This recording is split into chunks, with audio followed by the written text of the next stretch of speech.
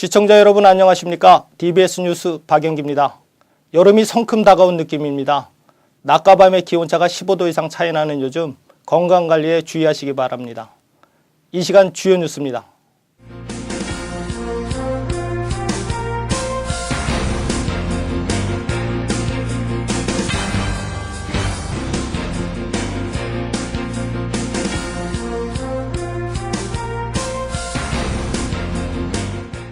검찰 체포조가 기독교 복음침례회 총본산인 안성의 금수원에 투입됐지만 유병원 청해진 해운회장과 장남 대균씨 등 세월호 실소유주 일가를 붙잡는 데는 실패했습니다.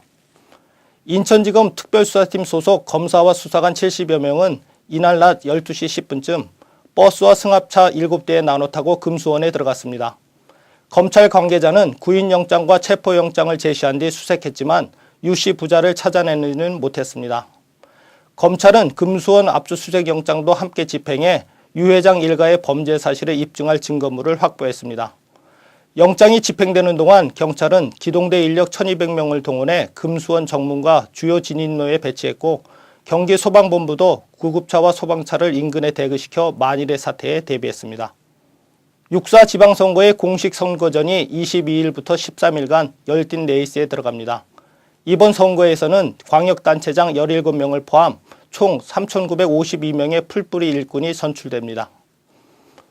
공식 선거전을 앞두고 최대 격전지이자 승부처인 수도권 세 곳의 판세는 대체로 새정치민주연합의 후보들이 앞서거나 경합을 벌이고 있는 가운데 새누리당 후보들이 추격하는 양상으로 각종 여론조사를 통해 파악됐습니다.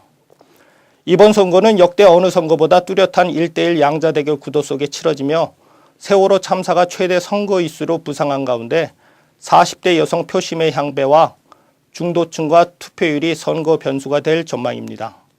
사전투표율은 5월 30일, 31일 양 이틀간입니다. 이르면 내년부터 공무원 1인당 연금 수령액이 최대 20%가량 줄어들 전망입니다. 정부는 매년 2조 원이 넘는 세금으로 공무원 연금 적자를 메워주는 현행 구조를 더 이상 방치할 수 없다고 판단, 더 내고 덜 받는 방식의 개혁 방안을 마련했습니다. 정부 관계자는 공무원 연금 지급률을 현재보다 20% 축소하는 방안을 유력하게 검토 중이라며 이르면 다음 달께 공무원 노조의 의견을 들은 후 관련 부처와 협의를 시작할 예정이라고 밝혔습니다.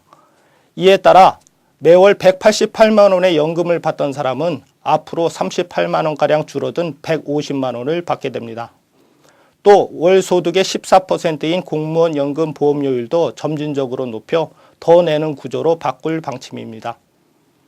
개인정보 보호를 위해 주민등록번호 수집과 이용이 금지될 예정인 가운데 주민등록번호를 대신해 아이핀으로 오프라인에서 본인 인증을 하는 서비스가 7월부터 시범적으로 도입됩니다.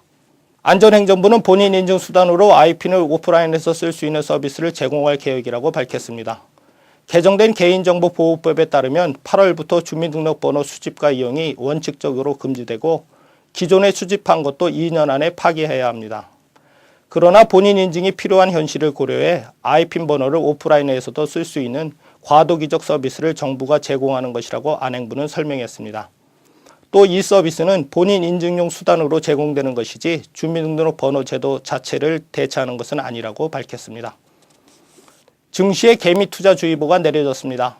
개인 투자자들이 코스피 지수가 2000선을 웃돌자 주가 상승 기대감이 커져 빚을 내 주식에 투자하는 신용거래 융자가 5조 원에 이르는 등 과열 양상을 띠고 있기 때문입니다.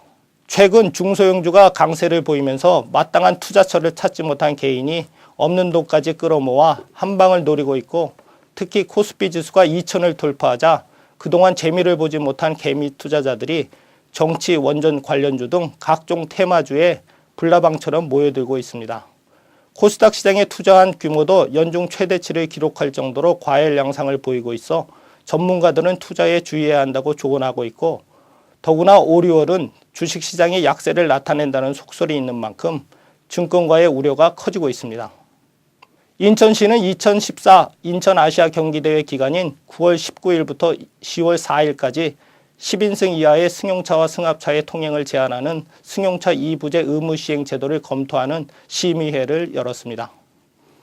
시 통계자료에 따르면 2부제를 시행할 경우 대회 개폐식에서 2216대의 차량이 줄어들 것으로 추정하지만 차량이 줄어드는 만큼 시민들의 불편도 가중될 것으로 예상됩니다.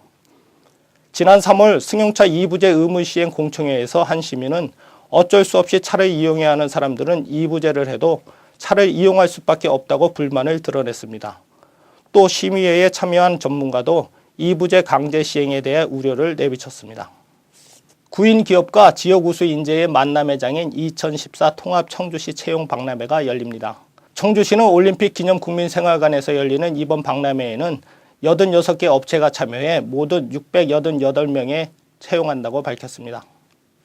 이번 박람회는 커졌다 청주, 많아졌다 일자리라는 슬로건으로 취업을 희망하는 구직자에게 다양한 취업의 기회와 정보를 제공하고 54개 기업은 현장 면접을 통해 사무직, 영업직, 생산직 등 422명을 채용합니다. 또 현장 부스를 운영하지 않는 32개 업체는 간접 방식으로 취업 정보를 제공해 266명을 채용할 계획입니다. 현장에서는 직업심리검사와 적성검사, 이력서 코칭 등 취업 지원을 위한 다양한 컨설팅이 제공됩니다. 수원시는 수원 공군비행장 이전과 관련 국방부와 실무협의에 착수했다고 밝혔습니다.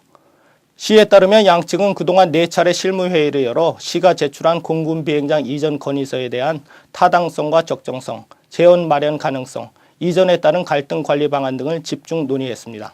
수원시와 국방부 공군은 다음 달 중으로 수원 공군비행장 이전 협의를 위한 합의서를 체결하고 협의체를 구성한 뒤 10월까지 이전 건의서에 대한 타당성 검토를 마칠 예정입니다.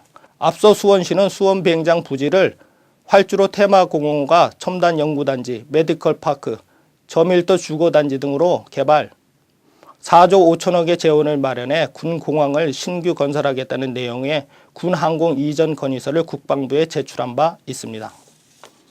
에어차이나가 20일 오후 3시 35분 첫 날개를 펼치며 제주 항주 간 정기 노선에 취항했습니다.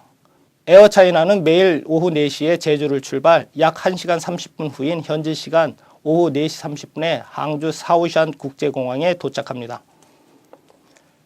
한국항공공사 제주지역본부장은 중국 국가원수는 물론 외국 정부 관계자도 이용하는 에어차이나가 정기 노선으로 취항함에 따라 제주공항 이용객에게 양질의 서비스 제공은 물론 국제선 활성화에 크게 기여할 것으로 기대하고 있다고 말했습니다.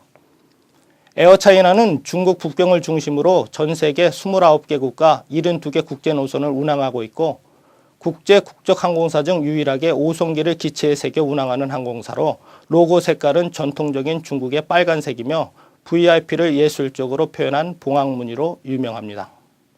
이상으로 DBS 뉴스를 마치겠습니다. 시청자 여러분 감사합니다.